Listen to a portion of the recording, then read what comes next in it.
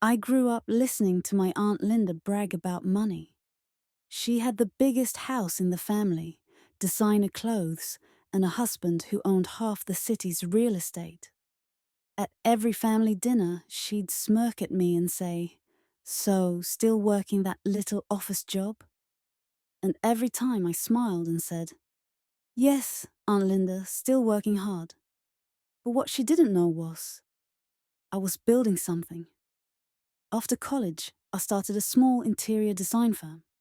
It began in my apartment, just me, a laptop, and a big dream. Linda laughed when she saw my early projects. "People pay you to move furniture around," she'd sneer. I bit my tongue and kept working. 5 years later, that furniture girl had a team of 12 designers and luxury clients across the city. We redesigned hotels, penthouses, and vacation homes, including one owned by her husband's business partner. Still, I stayed quiet. I didn't post flashy photos or talk about money, because I wanted my work to speak for itself. Then came the twist of fate. One morning, my phone buzzed. A real estate agent I worked with texted, "Greater than, you won't believe this. Linda's mansion just hit the market." I froze. Linda's mansion, the one she'd flaunted for years. Marble driveway, indoor pool, every inch of it screamed, "Look how successful I am." But why was it for sale? Turns out, Linda's husband had filed for divorce, and with the split, she couldn't afford the place anymore. The listing price, just within my reach. My heart pounded as I stared at the photos. That was the same house where she once told me, "Sweetie, not everyone's meant to live like this. Some people just watch others succeed." That day, I made a decision. I called my lawyer. We filed the offer under my company's name, not mine. Within 48 hours, it was accepted. The papers were signed, payment cleared, and the deed was in my company's folder. The mansion was officially mine. A week later, I got the keys. But before moving in, I wanted one last thing: closure. Linda had no idea who the buyer was. She thought some young investor had taken it. So when I texted her saying greater than, "Hey Aunt Linda, I heard you're moving. Want me to stop by before you go?" She replied instantly, "Sure." You can finally see what a real home looks like. Perfect. I pulled into her long driveway, the same one she once told me to park on the street, because my cheap car didn't belong next to hers. Only this time, I arrived in my new black Range Rover. She opened the door wearing sunglasses and fake confidence. "Oh, look at you," she said, forcing a smile. "Still doing your decorating thing?" "Actually," I said, "business has been great. We just closed a big deal." She smirked. "That's cute.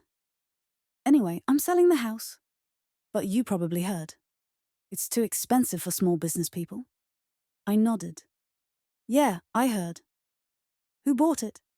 She rolled her eyes. "Some company.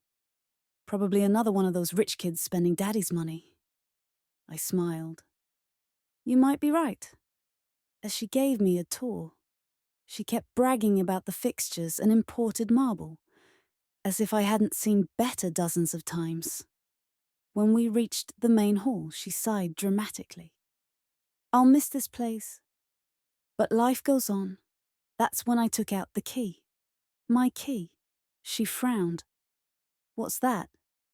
I twirled it in my fingers and said, "Oh, just the key to my new house." I handed her the envelope, the ownership documents with my company's logo on top. She opened it. Her hand started shaking. Her eyes darted between the papers and me. This is a mistake," she stammered. "No, Aunt Linda," I said softly. "No mistake.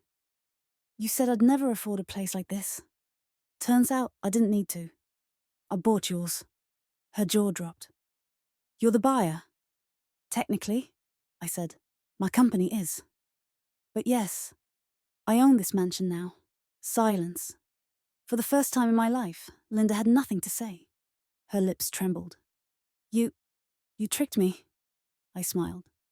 No, you underestimated me. As she stood frozen, I added, by the way, don't worry about the decor. I'll redesign it completely. I think it deserves better taste. That one line? That was my final revenge. I turned toward the door, but before leaving, I stopped and said, you always told me success was about money and status. Turns out, it's about respect. Something you never gave me. Goodbye, Aunt Linda. I walked out of the mansion, my mansion, feeling lighter than I had in years. Later that week, her ex-husband's lawyer called. He'd heard what happened and wanted to hire me to redesign his new home. He laughed and said, you really showed her, huh? I just smiled. Not showed, I said. Reminded. Because sometimes revenge doesn't come through anger or shouting. It comes through quiet success and the sound of your own key turning in a door that used to be theirs.